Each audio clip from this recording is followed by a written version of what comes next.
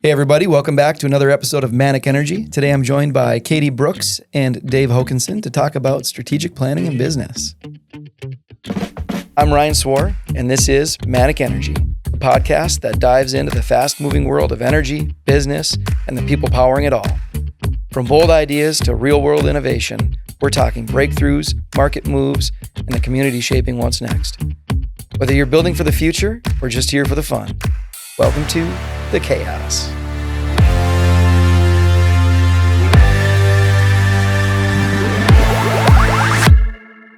So Dave, Katie, appreciate you both being on today. Yep. Katie, the co-host, Dave, another guest. Welcome back. Yeah, thank you. Appreciate you being here. And so, we've gone through a lot of strategic planning exercises over the course of the last couple of decades as a business. And I feel like I went from walking to trying to invent the wheel, and we still don't have the wheel perfected. We're still trying to get it right. And I'm just kind of curious from your perspective, sort of what you've learned over the years, and I want to share what I've learned over the years. So maybe just talk about sort of what experience you both have with strategic planning to get things kicked off.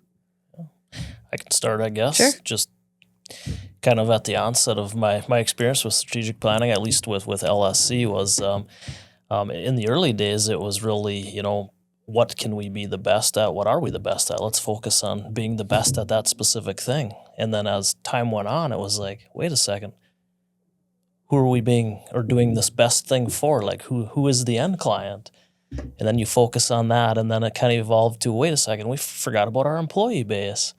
So the first probably 1 to 5 years I was with the company, it kind of evolved from thinking about what we were delivering to who we were delivering it to, and then what impact or how do we support that, via our experiences or our employee experiences. That's interesting. That's piggybacking on that from since I've been here and kind of as I've been here, I've kind of come behind the curtain a little bit more on the process and learned a little bit more, got involved with town halls and the communication side of it. I think it's been really interesting it all has to kind of weave together as we build it, but then you also have to communicate it in different ways, externally, internally, make sure that all of our employees, at least we're trying to be clear with them, provide them with, all of the insights that we have and bring them along the way. And it's been really interesting just working. It's really a collaborative process because everyone kind of touches a different community within our employee base. And I've learned a lot there, and maybe the sensitivities around it or what people want to learn, because everyone wants to learn and hears things differently. But I think that's been really interesting for me, making sure that it's consistent and it makes sense and everyone can relate to what the overall goal is. But I'd also say early on in my experience with it too, it didn't involve very many people. It was very isolated. To me, it's almost like the inflection point of what you can do, what's possible, what you want to do, and what you should do. Yeah. And we never really had strategic planning. I mean, realistically, we didn't call it that, right? A small business, it was you might sit in a room with a couple people. In fact, more likely, you go out to happy hour, you have a conversation about all the things that stunk last year and what you want to do different and what needs to happen. I mean, that's realistically I didn't even know we were doing it at the time, but it's like, if we just could do this, think about what would be possible. If we just figured that out, we really need to hire this type of person. If we just hired this type of person, think about what that might unlock. And then you have shared experience around it. And it's like, you get some pals. It's like, yeah, let's do that. Let's figure that out. And then maybe you call somebody and say, can we do that? And so you start real, you don't even know you're doing it. You just, and maybe that's like culture right there of people caring about the business and wanting to see it get better. And eventually for us, like where we started was just that. And that's all it was for it was probably like 10, 12 years for me. That was the extent of it. We didn't record anything. We didn't communicate anything. But then every now and then I think we started doing we got to get everybody together and just have a conversation about this and tell them what we're thinking. And so we'd pull people together, and it would just be people we were at one office, one group, and everybody come in on Monday, please, because we're going to talk at 9 a.m. And everybody be in the room and so, hey, here's what we're thinking. And here's why we're thinking it. Does anybody have any ideas? And we didn't call it a strategic business plan or even know what that meant. It was just it was what we're going to do. Yeah, different days too. Like one location, everybody in office. Right. At probably that period of time you're talking about, and not regional offices. Oh, Across yeah. the country, and We didn't even have anybody in Minneapolis, Minnesota yet. Yeah. We hadn't made it that far south. yeah, Yeah, that's interesting that probably everyone being in one room, kind of working together and having that collaboration, you can create that sense of team. It's a little bit different now with everyone so spread out, where the communication is essential. And Yeah. Like I don't even write on whiteboards anymore. That's all I did. That was my friend. I was like, let's just get in front of a whiteboard and figure this out. And we'll just write down on there. And then everybody's like, who took a picture of the whiteboard? Anybody take a picture of the whiteboard? Can you email that out? Like that, I mean, you're laughing because you've done it. You probably still do that I sometimes. was laughing because I was picturing the bar napkin first getting lost. Yeah, Well, that's right. Now it's the whiteboard No, getting erased. What did we talk about? What was it we were going to do again? No, that's usually where it came from. And it started with complaining, turning into what is it we should do different? Can we do that? And then doing it. well, how has it evolved? It's from the bar napkin, these ideas, complaints turn into maybe the solutions. Even then, like even after that, it was usually like for us, it wasn't like for me, and I don't know if it was different for you, Dave, but it wasn't like pitching it to our founder and saying like I was like, hey, here's what we're thinking, or maybe it was in the form of a pitch where it was like, hey, we really need to hire an engineer for this specific thing, and here's why I think that's going to work and why it's important to the team. And that was sort of like your pitch deck verbally about what it is you want to do in your business moving into the next year. And it was never like next year, hey, December's come and now we're going to talk about the next calendar year. It could come at any time. Like inspiration comes at all times. And so I would say, I think it's important to hold on to that thought for a minute because it probably doesn't happen that way all the time today for us. Because as the business gets bigger and like Dave said, more regional. Yeah, I remember one time Kevin Jarvis in our company's been with us for a long time, said to me like, hey, listen, I don't have access to the proposals we're submitting. You guys are in the Duluth office are bidding out all these jobs and then we win them and I find out about them at the back end. You've already known about them for months. Like that just makes me feel like I'm not really part of the team or part of the family, even though I'm a manager in the group. Like it's like, well, we could probably do a dashboard of some kind or, come up with a process for you to get visibility to that.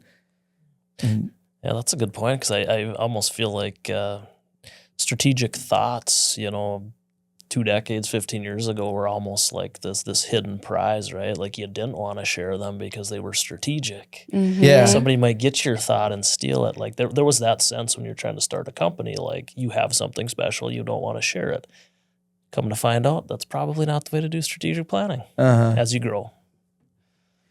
Yeah, then it changed for us. Like it became formal when we became owned by a publicly traded company.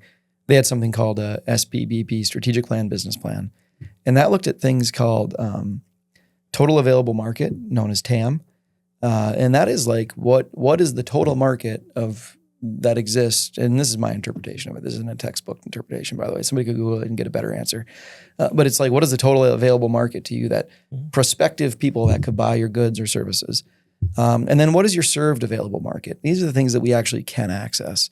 So we might say that, India has a great need for engineering for meter stations. I mean, I don't know that to be true, but let's just say that's the case. Well, that would probably be part of our total available market, but it's not part of our served available market because we can't access or perform work there. And maybe you even look at it, total available market in the United States. And even that, we're not really doing work in certain areas or pockets. We're not doing design engineering work in Hawaii today. It doesn't mean we couldn't, but we're not. It's part of the total available market. Served available market as well, on the other hand, is companies that are maybe in the Midwest, companies that are on the East Coast, the Gulf South, and moving even into the West Coast in the energy industry predominantly. And so, you look at that, and that's just kind of like the definition of what it could be. And then you look at the competitive landscape. Who are your biggest competitors? Or I shouldn't even say what you should do. This is what we did do. Yep. Who are the competitors? What are their? You do like what's called a SWOT analysis: strengths, weaknesses, opportunities, and threats.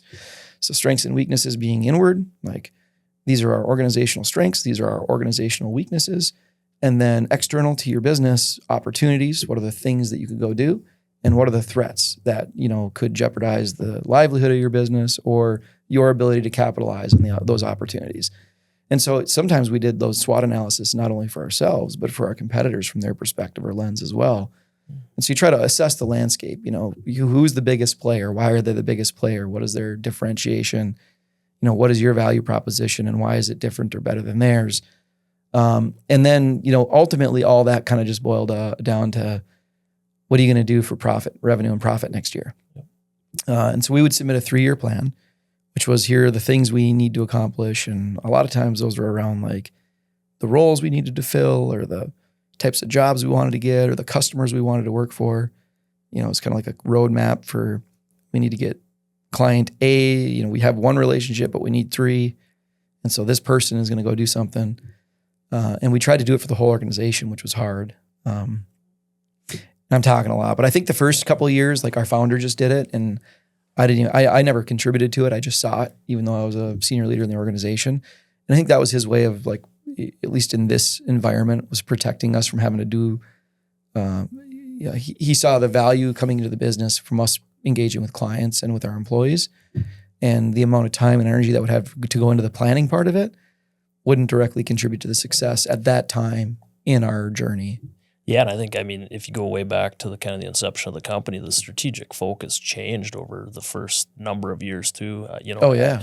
From my perspective, and Ryan, you might have a different one, but the company was founded really based upon, if I remember correctly, more focus on the integrity management rules at the time. Exactly. The Pipeline Safety Act of 2002 was one of but one of the sort of instigating reasons why the company was founded. Yep. And then it wasn't but 5 years later, maybe, where that was still a big focus and is today of the company, but we started adding additional services that didn't align directly with that vision. So then the vision gets murky. Mm-hmm. And I think you used a good word there, vision. And sometimes, we even got tripped up for a little bit about, mission statement, vision statement, strategy. Might be the hardest thing we've ever tried to figure out, right? Was a mission vision statement. A mission vision statement. And so it's like, what should our vision statement be? And you like to think like, yeah, we can carve out an hour and figure that out. It takes a lot of time and energy in contemplation to figure out what a vision for your organization is, because you're trying to do something that is an accurate reflection of your skills and the impact you have. In like 8 words or less, or in 5 a words real or quick less. statement, but also have it be meaningful to people and memorable. So how do you write a vision? And I think our vision statement meant a lot at the time that we had, the one we had. I think our mission statement was like a full page. You'll correct me if I'm wrong, Dave, but it was very long. And if you read it, the words make sense to me, back what it was then. It made sense.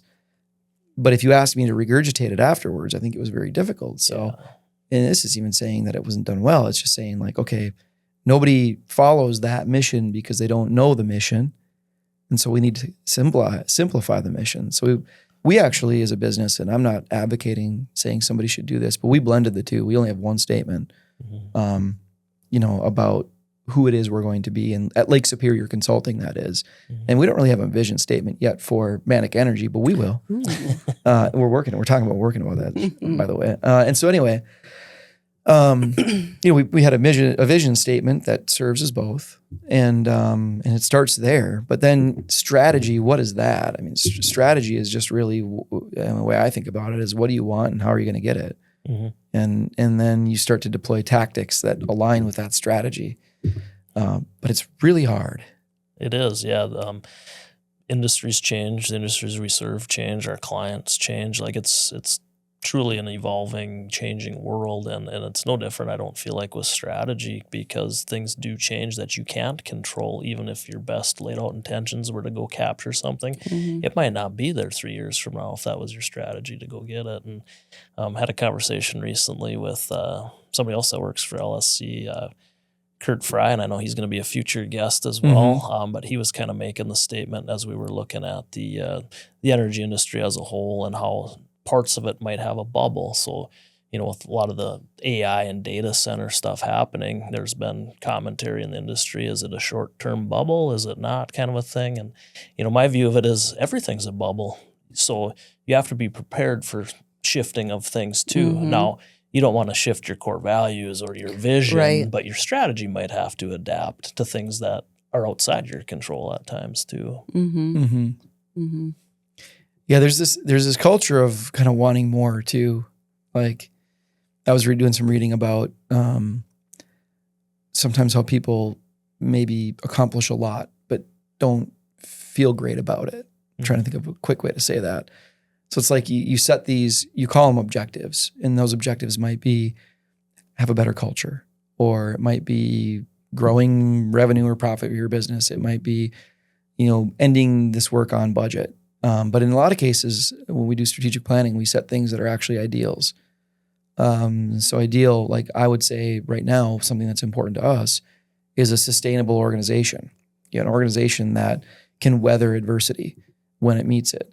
And it will, we all do. And so, I think, I say build a sustainable organization. If I set that as an objective for 2026, well, that's an ideal. It's not actually an objective. And what I'm getting at is when you achieve that, if you achieve that, you don't really feel fulfilled. So then what happens? You think about these things as actual ideals that are on the horizon. What happens to a horizon as you approach it? It's still a horizon. Those things are always still out there. And then we want the next thing. And it's like, oh, we got to do that. Now we got to do that. And we got to do that. And next thing you know, it's like, we've been at this for a couple decades and we still got so much stuff to do and we're still so bad at this and we got to get better. And I'm just frustrated. And when I retire, I'm still going to be frustrated. Yeah. And so I think, I was reading this philosophical sort of journey about these concepts of always measure backwards. And so it's like, we should talk about what's going to reflect progress and momentum. And we should maintain these things that we have as opportunities for change, but we should hold them as ideals, not as objectives. And we know that we're working towards them and we know that those are going to change, but we're still satisfied with the momentum we've created because we've accomplished something. Mm-hmm. So using your example of sustainability though, it's constant maintenance to remain sustainable too. So it's almost like that shifting goal line. So I kind of, if I caught what you said there, Ryan, you have to look back though to see all the steps you took to get where you're at. Mm-hmm. Don't always focus on this moving goal line. That's right. Yeah. And so a good example of that, I think, is I was talking to a group and it was like, I'm jumping way ahead here, but we had a group one time that had like 40 things on their list of what they wanted to change in the group. Like, sit down and let's brainstorm with the team members on what we could do better. They come back with a massive list and everything on there is important. I'll tell you that. Like, everything is like, yep, that's right. We should do that better. Yep, got to change that. Yep. But we're already pretty good in that group. I think we're really good. I think they think they are too. But they also think that continuous improvement is important and they want to change all these things. And I tried to explain to them, like, you'll never accomplish all this. Like, this is, what you're manufacturing here or designing here is an ideal state of operations, which doesn't exist. If we did all these things different in this way specifically, then we'd make it. And I tried to explain to them, like, listen, let's pretend for a second that whatever timeline you want, call it 9 months from now, you accomplish all that. Do you think you'll have ideas on what you need to do different at that time? And they're like, probably. Like, that's because that's the horizon moving on you. Yeah. And so let's just pick the 6 of these that matter the most. Some of these are going to have bigger impact, and let's prioritize those and only those. Because how often we've gone through it so many times where you set 15 objectives and you meet 4 and you feel terrible about it. Yep. But you are still further along. Yep. And you are still better because you did something different. Mm-hmm. I don't know. There's a part of the strategic planning process too, years ago, that we used to do, and we used lots of sticky notes, and I'm trying to remember what it was called. It was 4 quadrants. Mm-hmm. Mm-hmm. Yeah, so something that's something that Ann Feitel brought forward to us. I love that. So that's a value effort chart or matrix. And so basically, if you will, those not watching, you just visualize on the x-axis you've got, and it's a 4 quadrant chart, you've got effort. And on the y-axis, up and down, you've got value. And so you should look at, and it's a relative scale. There's no numbers on it. And then everybody thinks about, in the room, you brainstorm, you break out into groups, what you can do different and what needs to change. And you say, all right, everybody comes up with their ideas. And once you have all those ideas, then you go up to this chart and you put the sticky notes on it. Think about how much effort is it going to take the organization to get that thing done? And then how much value is it going to bring for us? And if it's something that's going to take a little bit of effort but bring a ton of value, well, then those are things that are sort of, it would be top left, right? So basically, little effort, lots of value. We should do those first. So it's a priority ranking as well. Mm-hmm. And if you've got things that are going to take a lot of effort but bring little value, the reality is you just say we're never going to do that, because by the time you do the things that take little effort and bring a lot of value, then you move into the things that take a little bit of effort and bring some value, and then you move into the things that are going to do a lot for us but take a lot. You'll never have time or energy to get to the stuff in the bottom right, because the reality is too much effort. You And got not enough the other. value, Well, yeah. there's going to be more sticky notes. Oh yeah. Yeah. Back in the other quadrant. Things change. Yep. So you always you restart the process, and you never get to those things in the bottom right. But oftentimes those things in the bottom right are the ones that frustrate us the most. It's like, if we just had perfect systems and processes that all work together and talk to each other, if we just invested in all this software and life was easy, then our job would be easy. If systems were easy, then it's like, well, but would it though? Because we're just going to have other things, and is that really going to solve the problem? Yep. But she named him too. Ann had named him. I really liked him, and let's see if I can remember him. I think we had top left was easy wins. Easy wins. So the things that are going to take little effort, bring a lot of value, you call them easy wins. And then the things that are going to bring a little bit of value, but not take much effort, I think we call those. There's a better term for this, but it's kind of your low hanging fruit. Sure. Right. Maybe that was the easy wins, but then your top right are your big bets. Yeah. These are the things that we know they're going to take a lot of effort, but they're going to bring a lot of value. And then the stuff that's, in the high effort, low value category are, you just don't do those. I can't remember the terms we came up with. They're really good. Yeah. She came, and maybe it was a textbook she found them from, but I think she may have made some of it too. But they're just things that they just take too much resources to get them done, and they're not going to bring what we think they will. Mm-hmm. That was a lot of fun, by the way. Yeah, it was.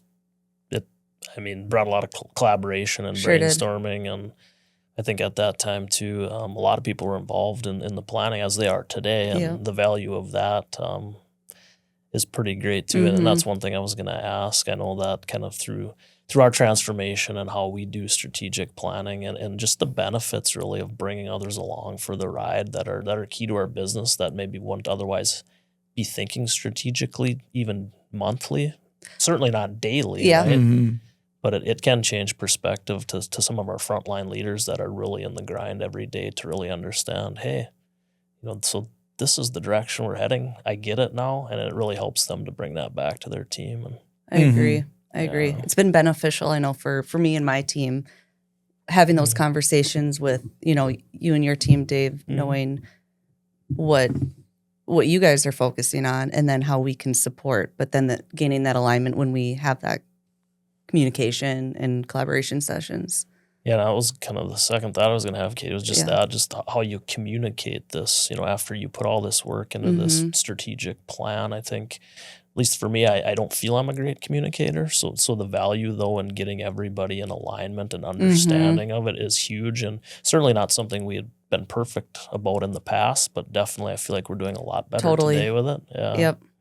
I agree. But that's a ton of work, as you would know. It is. So.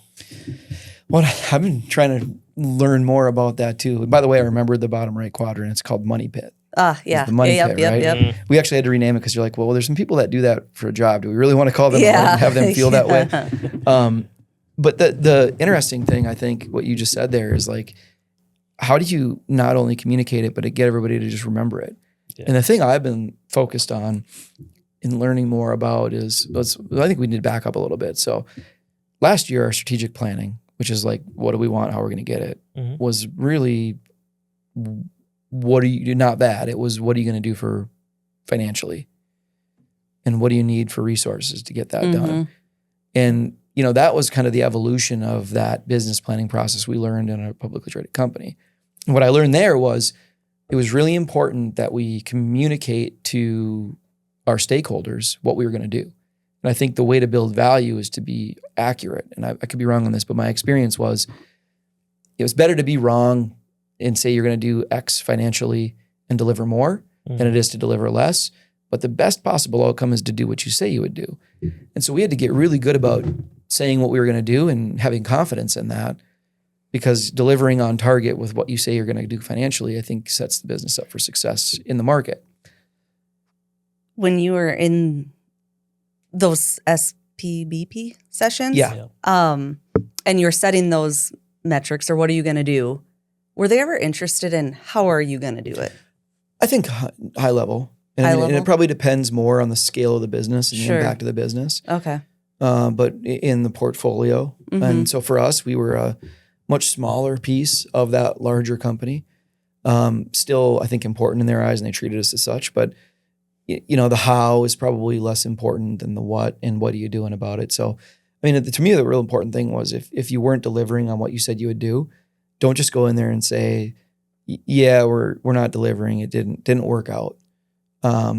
You actually should say that, and also here's why that is, and here's what I'm doing about it, and what the team is doing about it.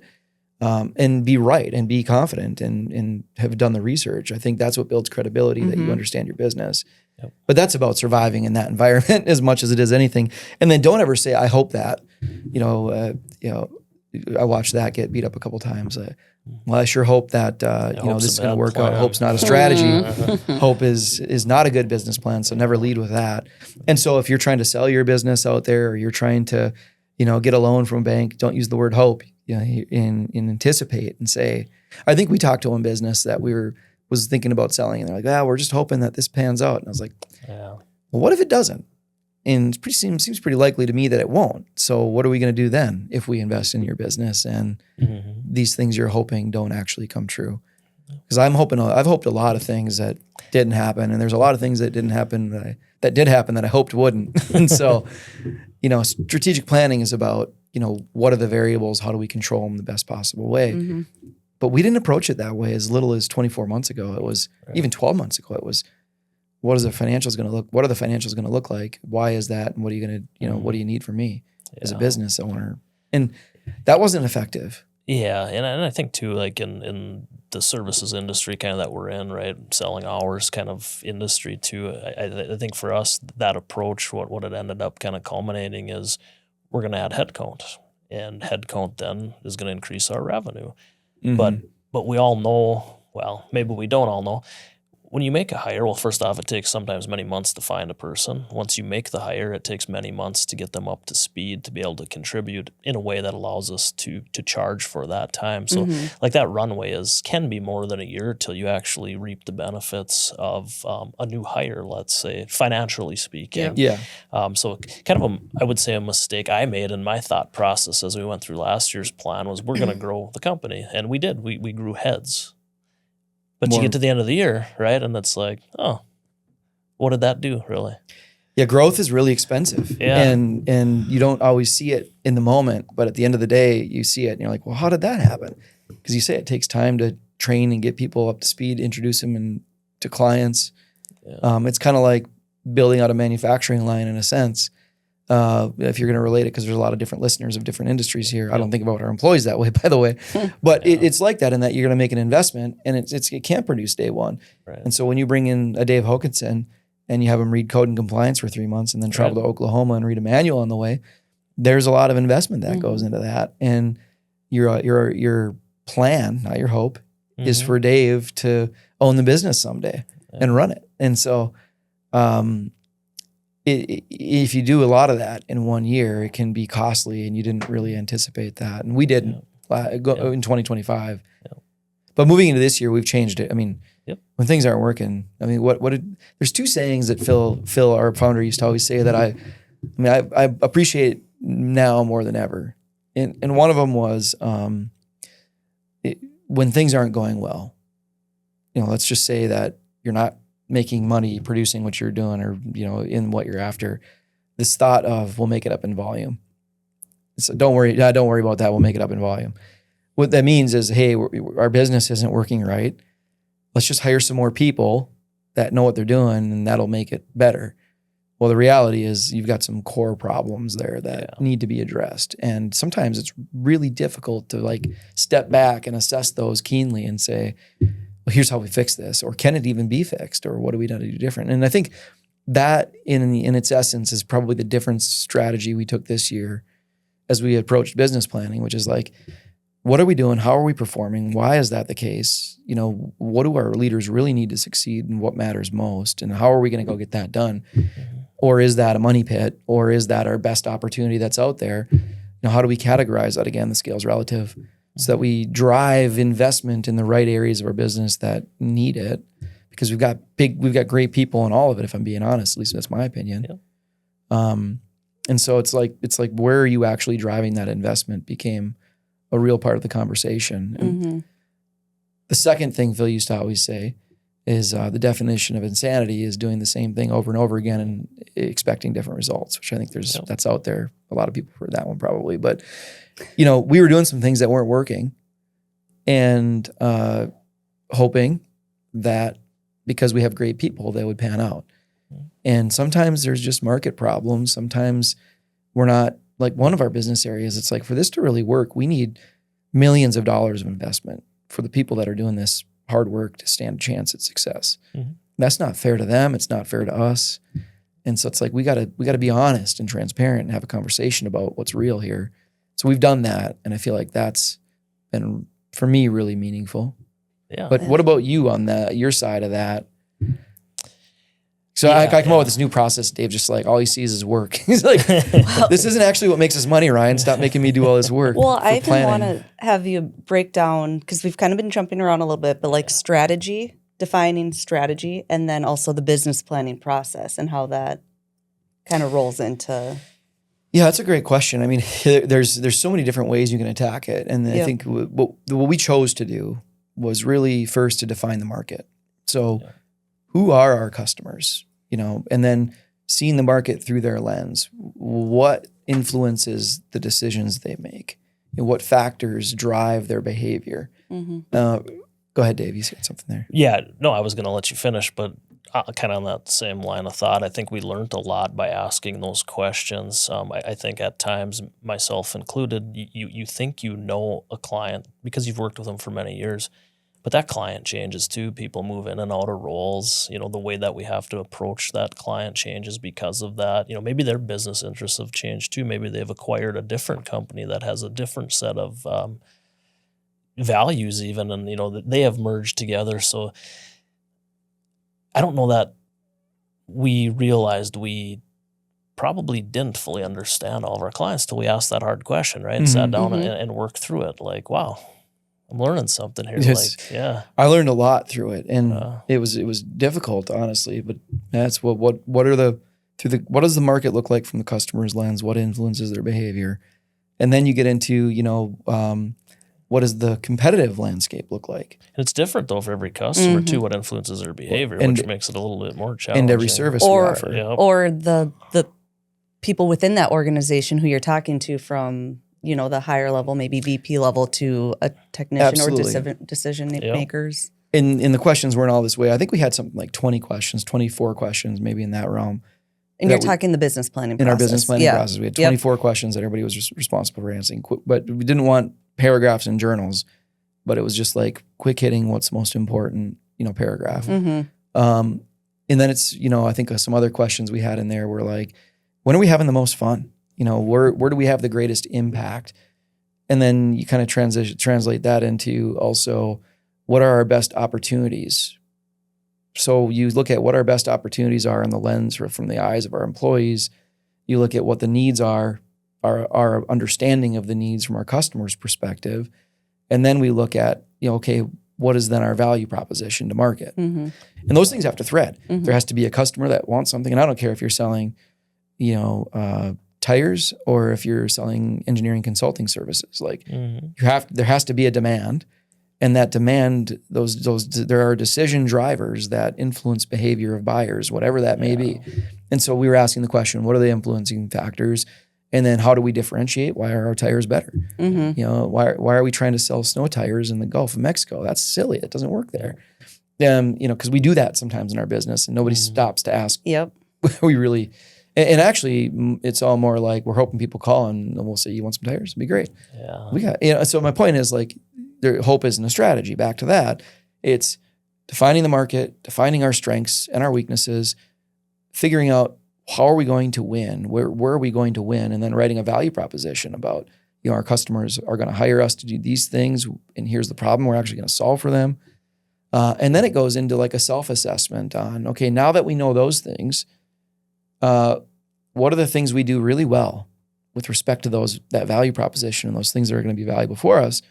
and we got to make sure we don't lose sight of, or we need to reinvest in? What are the things that we should stop doing? This is the first time we've asked that question. Yeah. That was probably my favorite one, because we got a lot of feedback. Like, we should stop doing this. It's not adding any value. I'm like, oh, I don't care about that. If you want to stop it, stop it. Yep. People follow trends and norms, right? It's like, well, this meeting was established when I started, so I just figured you wanted me to keep having it. Yep. If you're not getting value from that, quit it. End it. Do something that matters. You have that authority. Yep. It's like, well, I didn't know that. So it's like, what should we stop doing was a really important question to ask this year. And it's a lot different when it comes from, let's call it, a lot of people call us critical middle, right? The people that are closest to everybody in the organization.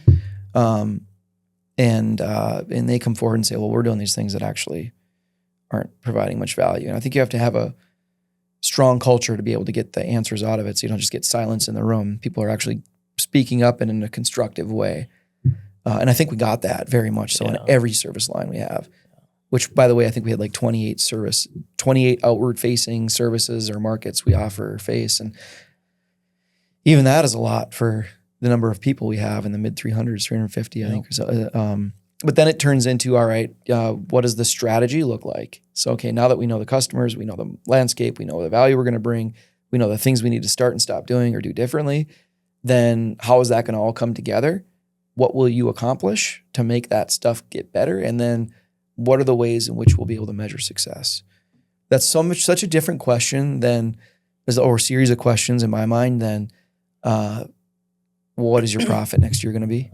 Yeah. Well, I think it challenged or gave those leaders the opportunity to really take a minute and understand themselves or their group, and then kind of put time and thought into it that maybe they wouldn't have otherwise. Well, and most of them pulled in people around them and with them too. It's like, I think there's one leader that's got to deliver this thing, and they brought in 7, 8, 9, 10 people to contribute to it, which is a beautiful thing. It's their business. They're owning it at that point. Yep. But I think it's also kind of a test. And it's a test for me to sit there and listen to that and feel like, oh, I got to give meaningful feedback here. That's hard to do too. Yeah, because the outcomes are so different too, depending on what service maybe it is, or what part of our business it is, because our clients are really different across the business, or can be even within the same client. So some of our major clients, if we're doing, let's say, more maintenance type work versus some of the engineering services, I think the KPIs could be entirely different, and maybe are in some cases. Totally. Well, very much so. I mean, if you're designing a solar field that supports non-oil and gas asset or non-energy asset or some different kind of asset, that's very different than, designing a compressor station. Yep. Like, even though the same team might be executing that work. Yep. So I think for me now, the challenge has been, it's almost like you got all these equations on the board. Like, I'm thinking that, what's his name? Zach Galifianakis. If you see the GIF of all the numbers floating. Oh, yeah. It feels like that now, where it's like, all right, each of these things we've talked about, we've got strategy around it, and we've condensed it to a more meaningful surface level. All right, here's how we talk about it. And I think you've been immensely helpful in that, Katie, and others, and Christina Knicha, I'd say, who's really led and spearheaded this process for us and designed this process for us with Carrie Hill. Yep. The point now that I'm really hung up on is like, all right, we've taken it from all this stuff, hundreds of pages of information, and we've condensed it into tens of pages of information, and we've condensed it into, 8 slides on a PowerPoint. I want to get it down to one sentence, the most meaningful thing that everybody can latch onto and understand about where it is we need to go. And that, to me, is a beautiful thing. And you do that because it's like, because the way I look at it is like, and you mentioned, sorry, I'm jumping around a bit, but you asked about how does it translate to strategy and objectives and whatnot. Because I think we've also now entered our objective setting cycle. And so the idea is, I can't really say like, all right, you go do this, you go do that, you go do that, and nor should I. So what we need are leaders throughout the organization, at every level of the organization. That's a kind of a must, to understand where it is we need to go, why it is we need to go there, and how we're going to do it. Because they're the ones, actually, not even how we're going to do it. They're the ones that are going to define how we're going to do it, because they know more than we do, and they're the ones that are going to implement it. If employees can understand that too, they can start to set their own objectives about how to influence and move the needle and feel the impact and propel us forward. So and be locked into the business and driving it forward. So, and that's where their meaning starts to come in. Like I make a difference here. I think there's more than that though. There's also this concept of it's not about taking our annual plan, making it meaningful and the right plan, the right stuff, and then getting somebody to set annual objectives around it. It's about how does it influence their day-to-day decisions. Yeah, metrics don't understand. Don't matter unless we understand why they're important. Yeah. And everybody needs to understand why they're important. How often have you asked yourself, like, are we really doing this again? Like, I thought we weren't going to work for this customer anymore. I thought we weren't going to bid this type of work anymore. Well, we're not very busy right now. Or I thought we weren't going to do this anymore. I don't know. Nobody told me otherwise. Yep. No, what you want is somebody saying, no, listen, we've decided because this doesn't fit the plan of what we're going after. And I don't know if I should got time to tell the story about the Olympic rowing team. I love that. It really locks it in for me. And you guys have heard this from me many times, but our viewers and listeners haven't.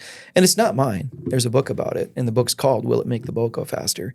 I think it's about the British Olympic team that for many cycles had underperformed, looked at as top talent, really great talent, but couldn't medal, despite the fact that they felt they should have been medaling. And one of the individuals, the team captain, kind of came out and said, all right, we're gonna have a mantra that drives every decision we make in the next several years of training leading up to the Olympics. I can't remember which ones it was, but this is 20, 30, 40 years ago.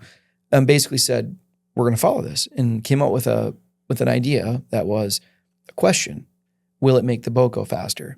And anytime the team or a team member was faced with a decision or a fork in the road, which we all are each and every day, cheeseburger, salad kind of decision. Well, do you want to go to a party? It's Friday night tonight. You want to go to a party?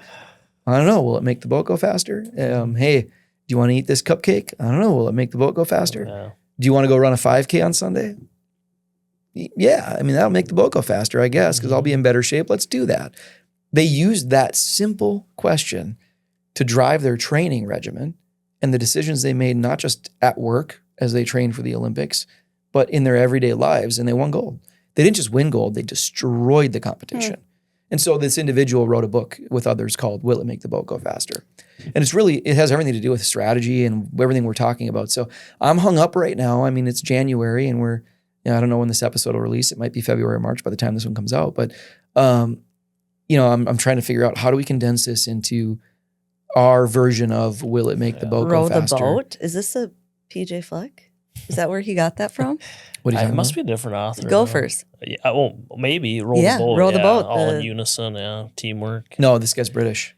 No, but he was maybe inspired. Maybe inspired by it. It's possible. And now I can't remember the guy's name. But perhaps, row the boat. It's kind of like the same concept as But that's what I want to translate it I'm gonna into have to look now. into that. Well, yeah. I wonder where that came I don't know from. what you're talking about. so I don't- The Gophers football team. That's their saying. It's Row like on the the boat. back of their helmet and stuff. I Don't made know. the connect. I don't know if it's It's not working for them yet, but I'm too that's a busy. joke. I'm too busy thinking about strategy to watch Right, the to watch Gophers game. I don't know. football. No idea. If there's a book on it, shoot me towards it. I'll read it, or I'll listen to it. Probably more likely. Anywho, I threw a wrench into that, but No, that's okay. It's possible. But I do mean, like- everything I talked about. By the way, I read in a book somewhere or learned myself in some ways. Like it's not. It's all out there. Not mine. I mean, the always measure backward conversation is really from Dan Sullivan. The Will It Make the Boat Go Faster is from that author. specifically that book. Probably a lot of Jim Collins wrapped into our hedgehog of focusing on what matters most and doing what we're uniquely qualified to do.